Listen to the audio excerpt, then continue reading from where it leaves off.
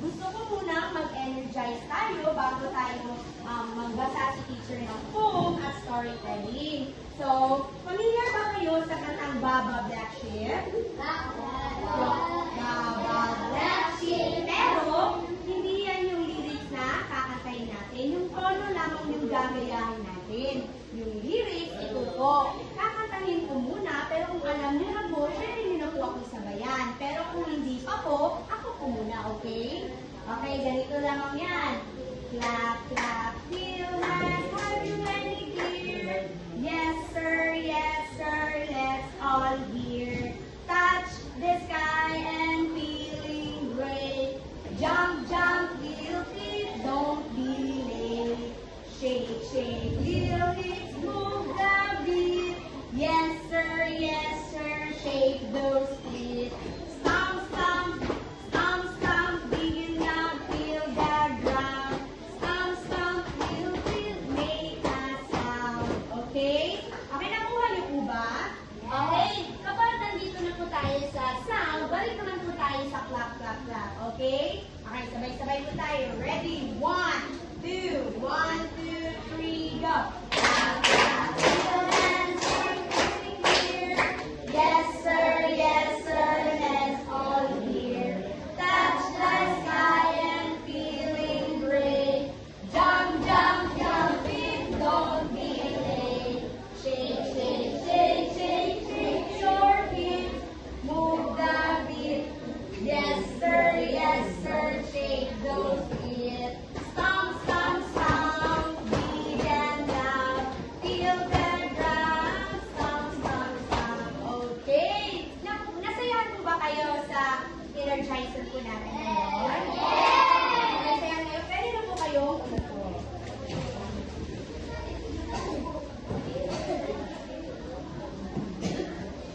Ay, ngayon, may babasahin si teacher. Okay.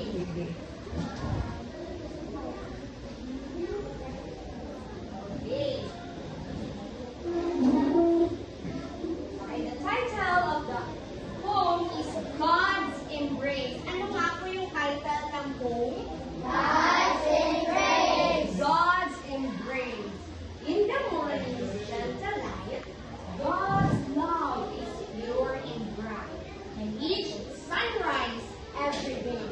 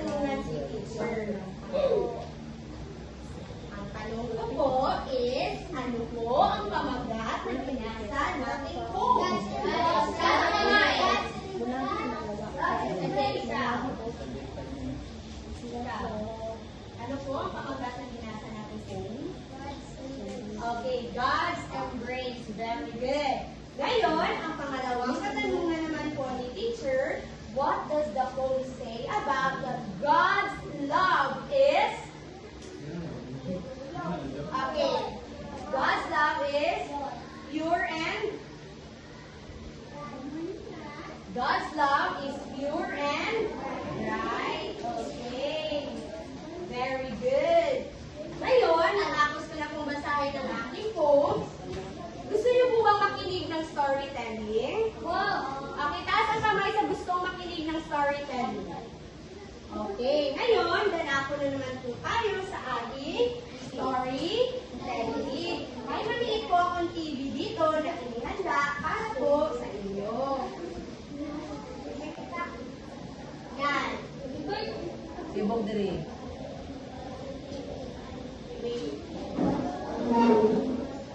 Okay, the title of the story is Jesus was tempted by Satan.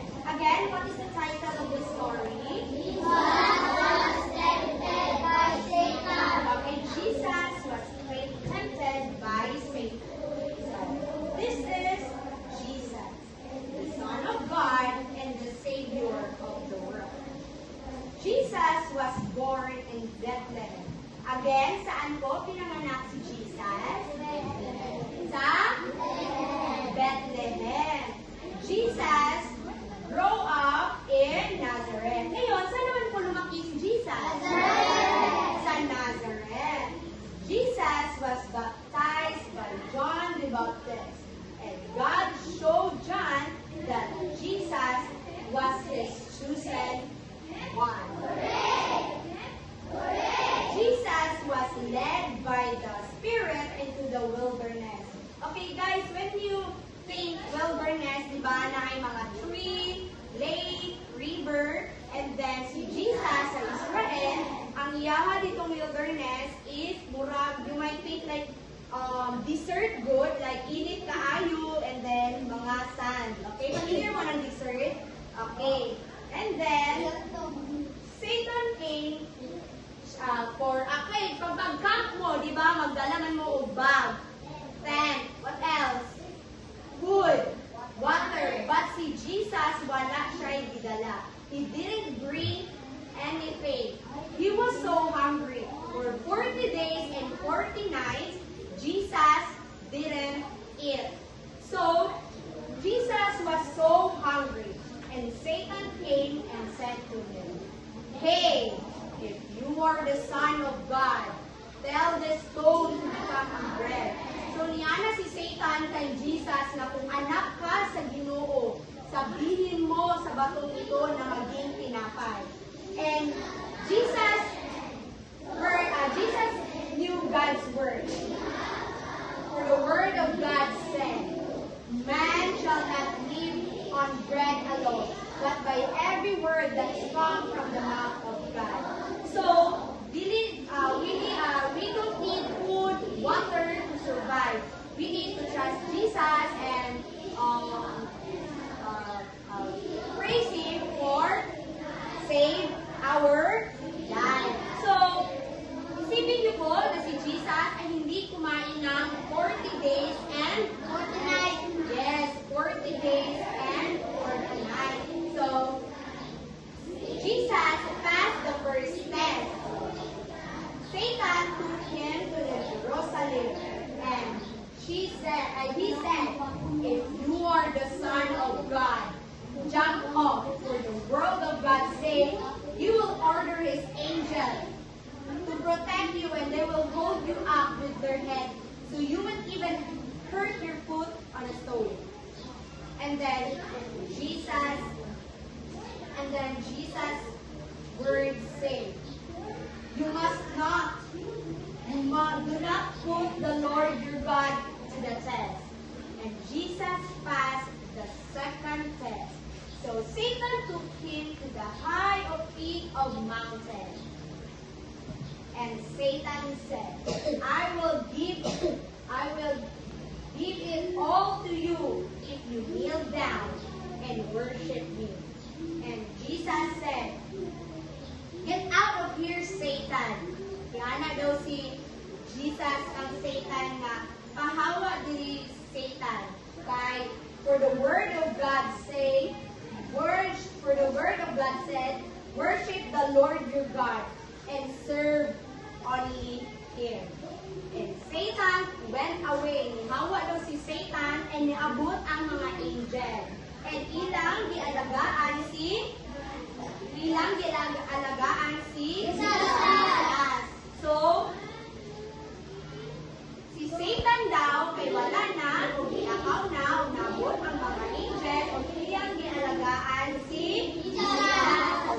He never refused or listened to Satan or give into his temptation because he knows that Jesus is the God of Son.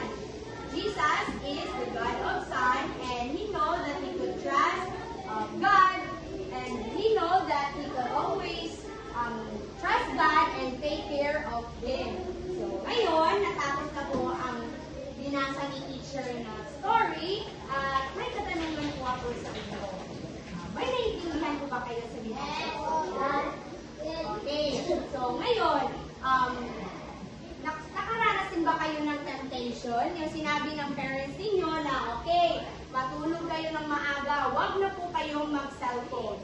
Pero, nag-cellphone pa rin kayo at natulog kayo ng matagal. O, sino nakaranas kan dito? Okay, so nakaranas kayo na hindi nakinig kay mama. O, ngayon, may katanungan po si teacher sa inyo. What is the title of the story? Jesus was tempted by Okay, now. Okay, Jesus was tempted by Satan. Okay, how many days Jesus didn't eat? 49 and 40 days. 49 and 40 days. Very good. Ngayon, natapos na po ang ating story. Goodbye, everyone.